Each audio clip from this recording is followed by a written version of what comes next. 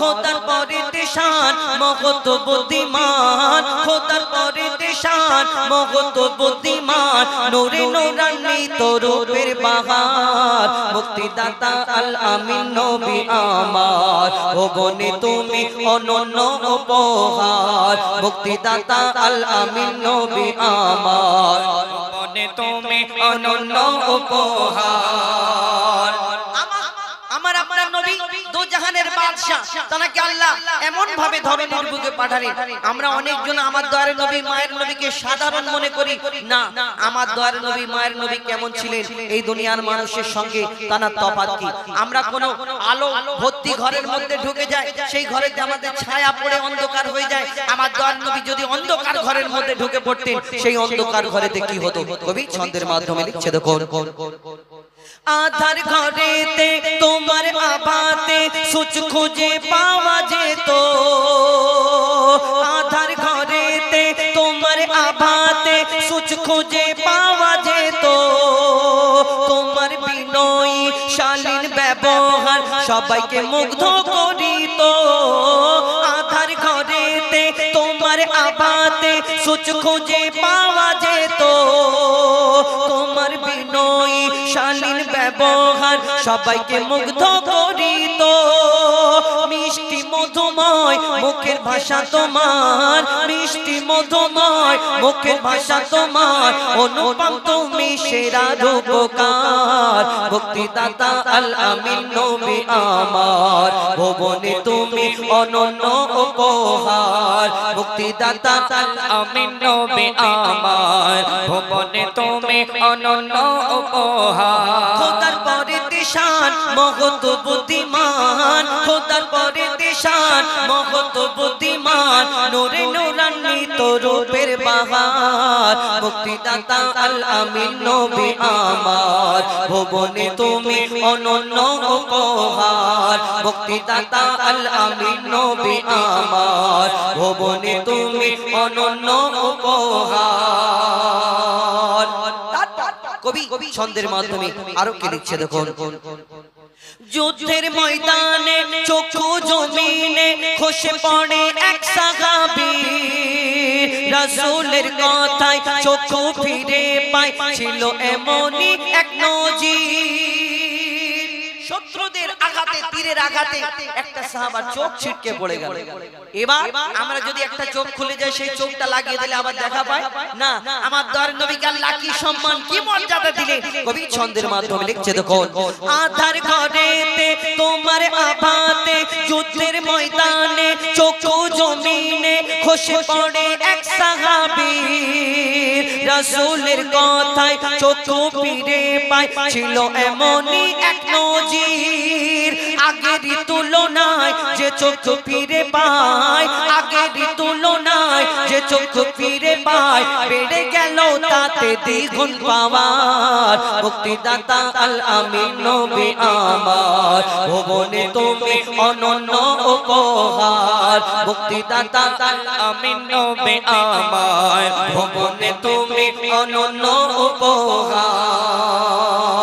শেষ কথা লিখছে দেখুন, ভালোবাসিয়া ভালোবাসিব মনে প্রাণে নির্ভাবনায়, তোমায় যদি পাই আর কিছু না চাই, রবে না আখিরাতের ভয়, ভালোবাসিয়া ভালোবাসিব মনে প্রাণে নির্ভাবনায়, তোমায় যদি পাই আর কিছু না চাই, রবে না আখিরাতের ভয়, মুজিবুল থাকিলে নবী প্রেম নলে, হুজাইফা থাকিলে নবী প্রেম নলে, কবর হাসর মিজানে পাবে ছাড়, মুক্তিদাতা আল আমিন নবী আমার, ভুবনে তুমি অনন্য উপহার, মুক্তিদাতা আল আমিন নবী আমার, ভুবনে তুমি অনন্য উপহার, মুক্তিদাতা আল আমিন নবী আমার, ভুবনে তুমি অনন্য উপহার। শুনুন। একটি পবিত্র নাথ শরীফ। এবার ঘটনামূলক গজল একটা তুলে ধরবো এবং আমার কাছে আমার এই দিক থেকে এক ভাই তিনি বললেন কবি লুৎফর রহমান সাহেবের একটি গজল লেখা গাওয়ার জন্য এবং আরেকজন হাবিল কাবিল প্রশ্ন করে হাওয়া আদমকে তোমরা আমাদের বাপ মা তোমাদের মা বাপকে। যেহেতু এই গজলের আগে আমি এখানে বলেছিলাম তাই এটা পুরাতন গজল, তো চেষ্টা করব কিছু নিত্য নতুন গজল তুলে ধরার জন্য। হাবিল কাবিল আমি অনেকবার গেছি, দুবার প্রায় গাওয়া হয়েছে, তো আমি চেষ্টা করব পরে ওইগুলো গাইবো। কিন্তু এখন ঘটনামূলক গজল যেটা বললাম মা ফাতেমার ঘটনা, ঘটনাতে একটুখানি কথা বলতে লাগে তবে বুঝতে পারবেন, নালে কিন্তু যদি শুধু আমি গজলটা বলে যাই হয়তো অনেকজনা বুঝতে পারবে না। কি আমার মা বোনেদের অনুরোধ করবে একটু মন দিয়ে শোনার জন্য যে হযরতে আলী মা ফাতেমা, আমরা শুনেছি মা ফাতেমা কেটুরিয়ার বিবি, মা ফাতেমা ইহুদি নারী, অনেক গজল শুনেছি, কিন্তু আমি মা ফাতেমা জীবনী থেকে একটা কথা কবি তুলে ধরেছে যে একদিন মা ফাতেমা আর হযরতে আলী যুদ্ধে যাবে, মা ফাতেমা হাতে হাতে সব রেডি করে দিচ্ছে। করতে করতে যখন সব কমপ্লিট হয়ে গেল বলে মা ফাতেমা বলছে স্বামী গো আপনি যখন ফিরবেন যুদ্ধ থেকে তখন আমার জন্য একটা নতুন জামা আনবেন, নতুন কাপড়, আমি বড় খুশি হব। কেন আমার যে জামাটা আমি যেটা পরি এত তালি দেওয়া হয়ে গেছে পরার মতো আর নেই, কেন তারা তালি দিয়ে দিয়ে দিয়ে দিয়ে পড়তেন। তো মা ফাতেমা বলেন আমার জামাটা তেমন আর ভালো নেই, আপনি যদি ফেরার সময় একটা জামা আনেন তাহলে বড় খুশি হব। আর এই আবদার করার পরে হযরতে আলীর মনটা খারাপ হলো, কেন তিনি চিন্তা করছেন আমি তো যুদ্ধে যাচ্ছি, যদি না ফিরি তাহলে আমার ফাতেমার আশা পূরণ হবে না, এই কারণে মন বড় খারাপ।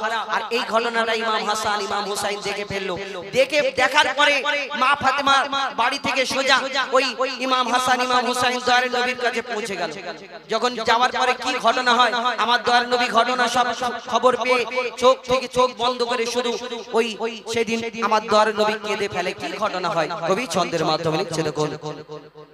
স্বামীর মনে মা বোনেরা ব্যথা দিও না, স্বামীর মনে মা বোনেরা ব্যথা দিও না, আমার নবীর ঘোষণা ঘটনা শোনো মা ফাতেমার,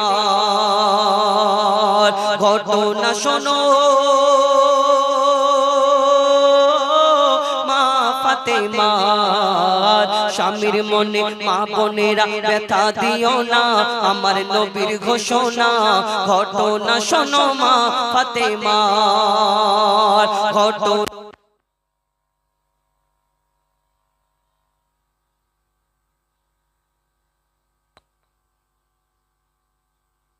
কবিদের মাধ্যমে লিখছে দেখুন।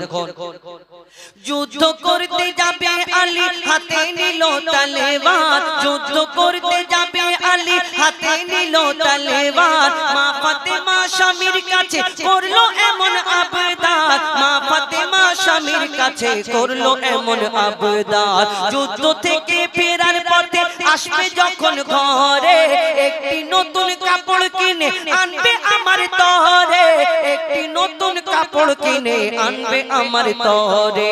এই কথা শুনে হযরত আলী বড়ই দুঃখ পায়, এই কথা শুনে হযরত আলী বড়ই দুঃখ পায়, যদি আমি শহীদ হয়ে যাই কে আনবে বলো কাপড় তোমার, কে আনবে বলো কাপড় তোমার। হযরত আলী বড় দুঃখ পেয়েছে। এদিকে ইমাম হাসান ইমাম হুসাইন ছুটে ছুটে নবীর কাছে পৌঁছে যাবার পরে নবীজি জিজ্ঞেস করে বলো তোমার আব্বা মা কি করছিল, কেমন আছে? ইমাম হাসান ইমাম হুসাইন বলছে না নানা জান আমার আব্বা মা ঠিক আছে, আমার আব্বু যুদ্ধে গেল, আমার আম্মু বাড়িতে আছে, কিন্তু একটা কথা আমার আব্বু যখন যুদ্ধে যাচ্ছিল মনটা একটু খারাপ। কেন গো খারাপ কেন? না আমার আম্মু একটা নতুন জামা চেয়েছে যাবার সময়, এই কারণে মন খারাপ। এই কথাটা শোনার পরে দয়ার নবী চুপ থাকে, চোখ থেকে টপ টপ করে পানি ঝরে। কি হয় কবি ছন্দের মাধ্যমে লিখছে দেখুন।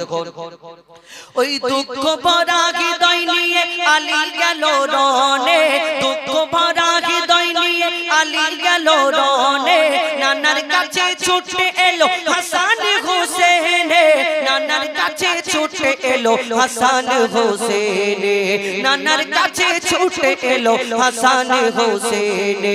আব্বুর কাছে নতুন কাপড় চেয়েছে আম্মি জান, তাই আব্বুর মনটা খুবই খারাপ ছিল যে সে পেরেশান। আব্বুর মনটা খুবই খারাপ ছিল যে সে পেরেশান। এই কথা শুনে দয়ার নবীর কান্না থামে না, এই কথা শুনে দয়ার নবীর কান্না থামে না। কি ভুল করলো ফাতেমা, কি ভুল করলো ফাতেমা, কি করলে বলো বেটি আমার। কষ্ট পেয়েছে।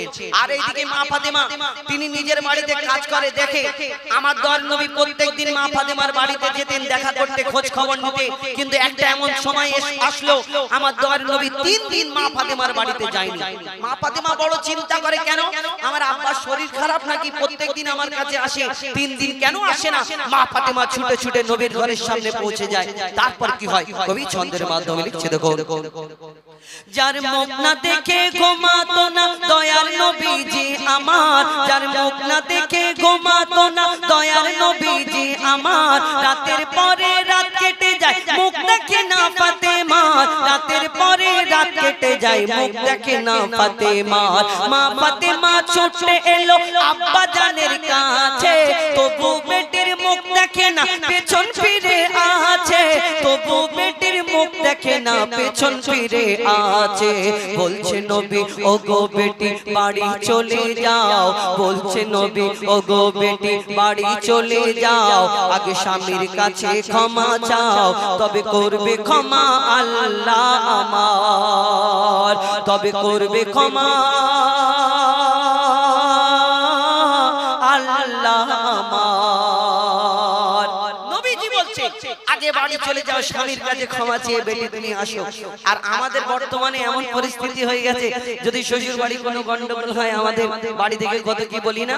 না, এই দুনিয়ায় দয়ার নবী বলে যখন তুমি বাড়ি চলে যাও, মা ফাতেমা ছুটে ছুটে নিজের বাড়িতে চলে গেল, দরজা বন্ধ করে শুধু ডুকরে ডুকরে কাঁদে। তারপর কি হয়, হযরত আলী যখন ওই যুদ্ধ থেকে ফেরার পথে কি হয় তারপর লিখছে, দেখো। যুদ্ধ হতে হযরত আলী এলো যখন ঘরে, যুদ্ধ হতে হযরত আলী এলো যখন ঘরে। চাইছে ক্ষমা মা ফাতেমা পা দুটোকে ধরে, চাইছে ক্ষমা মা ফাতেমা পা দুটোকে ধরে। ক্ষমা করে দাও আমারে আর করব না এমন ভুল, তোমার মনে ব্যথা দিলে ব্যথা পাই গো খোদার রাসূল, তোমার মনে ব্যথা দিলে ব্যথা পাই গো খোদার রাসূল। আলী ফাতেমা হাসান হোসেন নবীর কাছে যায়, আলী ফাতেমা হাসান হোসেন নবীর কাছে যায়। নবী মোর দেখে শান্তি পায়, এমন ভুল কখনো করো না গো আর, এমন ভুল কখনো করো না গো আর। আমার দয়ার নবীর সামনে সবাই এসে হাজির। হযরত আলী বলছে, ইয়া রাসূলুল্লাহ আমি এই কারণে কষ্ট পাইনি আপনার মেয়ের জন্য না, আমার কিছু ছিল না, আর আমি ভাবছিলাম যদি না ফিরি তো কি হবে, এই কারণে। তারপরে আমার দয়ার নবী মা ফাতেমাকে সেদিন এই উম্মতের শিক্ষার জন্য কি বলেছিলেন শেষ কথায় লিখছে, দেখুন। বলছে নবী আল আরাবী শোনো বেটি ফাতেমা, বলছে নবী আল আরাবী শোনো বেটি ফাতেমা। আলী যদি আজ তোমাকে না করি তো ক্ষমা, আলী যদি আজ তোমাকে না করি তো ক্ষমা। আমি তোমার আব্বা তোমাকে ক্ষমা করতাম না, আমি তোমার আব্বা তোমাকে ক্ষমা করতাম না। স্বামীকে যে দুঃখ দেবে আমি নবী তাকে চিনব না, স্বামীকে যে দুঃখ দেবে নবী তাকে চিনবে না। কেমন শিক্ষা দিয়ে গেল নবী দো জাহান, কেমন শিক্ষা দিয়ে গেল নবী দো জাহান। বলে মঈদুল ইসলাম ভুল ছিল না মা ফাতেমার, ভুল ছিল না মা ফাতেমার।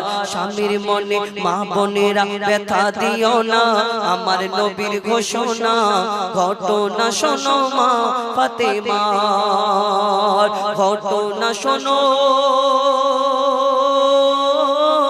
মা ফাতেমা। ফাতেমা। একটি সিঙ্গেল কণ্ঠে আপনাদের সঙ্গে পরিবেশন করে শোনালাম ঘটনামূলক গজল, এবং যেগুলো বাকি রয়েছে ফরমাইশ রয়েছে সেগুলো ইনশাআল্লাহ শোনাবো আপনাদের সঙ্গে। এখন আমরা ডুয়েট কণ্ঠে দুটো একটি গজল আপনাদের সঙ্গে বলি, কেন সিঙ্গেল সিঙ্গেল অনেকক্ষণ হলো, সিঙ্গেল ডুয়েট মিলিয়ে আপনাদের সঙ্গে পরিবেশন করে শোনানোর চেষ্টা করব ইনশাআল্লাহ।